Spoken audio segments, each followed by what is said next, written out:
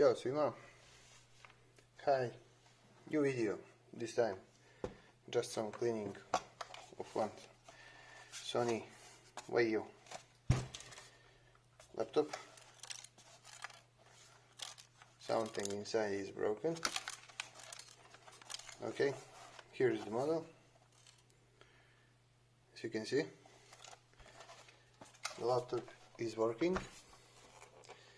Now I will show you. So I just need to perform cleaning and that's it.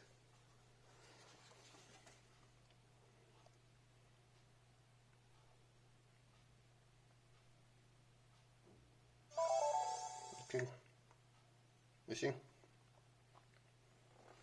So this will be just one cleaning video and nothing more.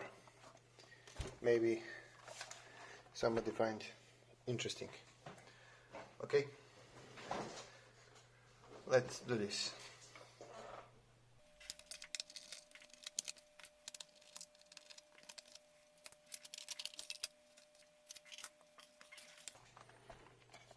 It's old laptop. As you can see, here is the ATA connector. So it's really old one. Windows XP Home Edition. I really like every product from Sony. So let's proceed.